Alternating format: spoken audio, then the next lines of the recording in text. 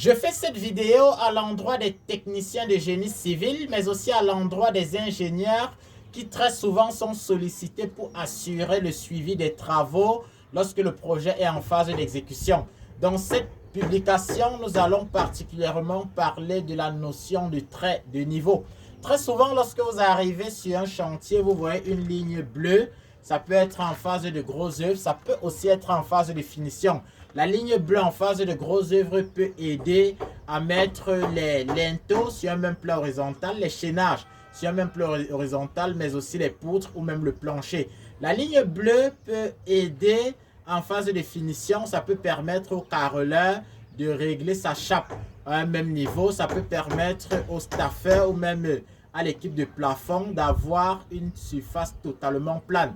Comment fonctionne ou alors donc quel est le principe caché derrière cette ligne bleue que vous voyez très souvent? La couleur bleue, c'est parce que très souvent quand on achète le cordex, on se sert d'un bleu à linge pour pouvoir rendre cela visible. Sachant que très souvent le support qui est le mur est gris, on va donc prendre une couleur comme celle-là. Maintenant, quand on est en phase d'exécution, comme c'est le cas sur ce projet, avec par exemple les linteaux. Quand je parle de linteaux, il s'agit de ce chaînage horizontal au-dessus des baies, au-dessus des ouvertures de portes et de fenêtres. Le linteau aura donc pour mission de supporter les rangées de parpaings au-dessus. Maintenant, quand on exécute le linteau, il est premièrement question de caler la hauteur des linteaux. On peut se dire que les linteaux auront une hauteur de 2,20 m. On peut se dire que les linteaux auront une hauteur de 2,50 m. On peut se dire que les linteaux auront une hauteur de 2,10 m. Là, vraiment, ça va dépendre du projet. Mais je pense que pour un usage propre, quand on est en phase d'exécution, il faut prévoir une hauteur de 2,20 m. Il faut prévoir une hauteur de 2,20 m. Sachant qu'à l'avenir, on va retirer la chape. On peut retirer 8 cm. On va retirer la menuiserie bois et il faut qu'après tout calcul, on se retrouve au pire des cas avec 2,08 m.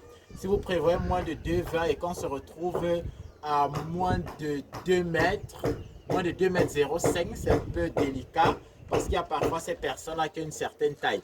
Maintenant, pour revenir à notre thématique qui est celle du trait de niveau. Quand on nous dit que la hauteur du linteau sera 2,20 m, on a fini de couler la dalle.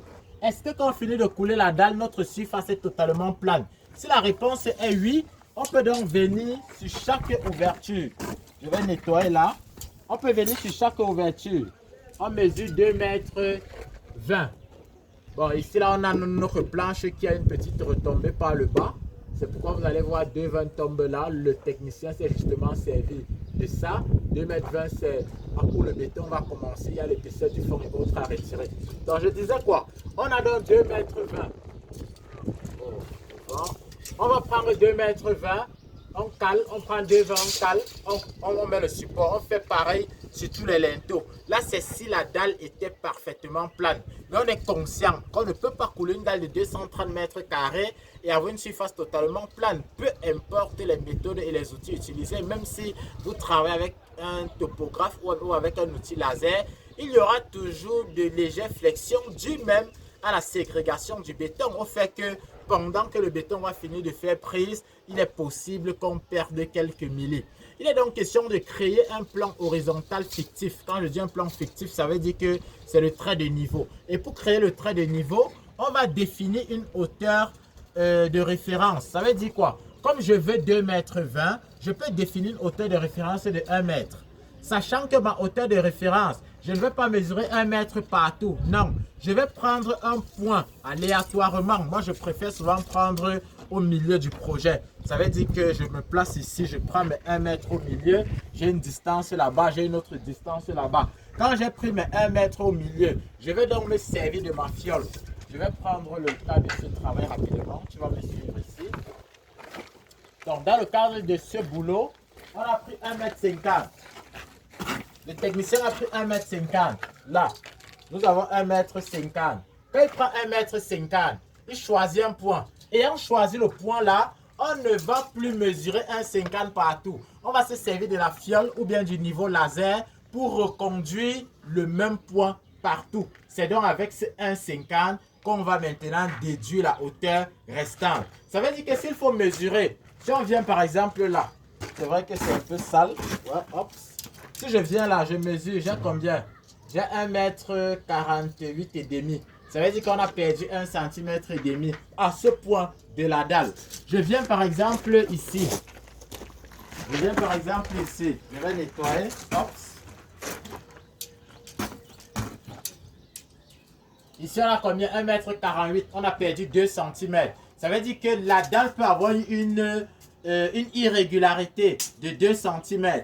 Maintenant, que faire? Il faut donc venir prendre 1,50 m sur un point et renvoyer la fiole partout. Si on continue à mesurer, on va osciller entre 1,48 m et même 1,51 m. Ça fait que la dalle elle-même n'est pas plane. C'est pourquoi parfois le carreleur, si la dalle n'est pas bien travaillée, bien coupée, le carreleur peut venir se retrouver avec une chape de 10 cm. Parce que la dalle d'abord a un problème de 3 cm. Et quand tu corriges le problème, c'est à ce moment que tu prends la chape, la chape concernée. Donc maintenant, pour revenir à la thématique, on a mesuré 1,50 m. Comme on veut 2,20, il va nous rester combien? Il va nous rester 70 cm. Donc, par rapport au trait de niveau, quand je viens réceptionner les fonds de linteau, je dois vérifier que j'ai 70 cm. Venez, on va faire la vérification ici. Les amis, regardez. Zoom pour vous, que les internautes puissent voir. Là, non. Rapproche-toi avec la caméra. Rapproche-toi avec la caméra. On a 70 cm par rapport au linteau. Parce que ici, la hauteur, c'est 2,20. On va vérifier ce côté. On va vérifier ce côté. On a 70 cm. Parce que la hauteur, c'est 2,20. Peu importe le fond sur lequel je vais me placer, j'aurai 70 cm. Parce que c'est 1,50 plus 70, ce qui me donne 2,20. Si je veux maintenant aligner les fonds des balcons, on va aller au niveau des balcons. On va se dire que la hauteur sous plafond, c'est 2,80 m. On va mettre à 2,80 m. Comme on a déjà mis ceci à 1,50 m, on va juste mesurer 1,30 m. Et on aura tous nos éléments horizontaux à niveau. C'est l'élément que je souhaitais partager avec vous dans cette capsule. À défaut d'utiliser la fiole pour gérer le trait de niveau, on peut également se servir de l'outil laser pour avoir une précision un peu plus chirurgicale.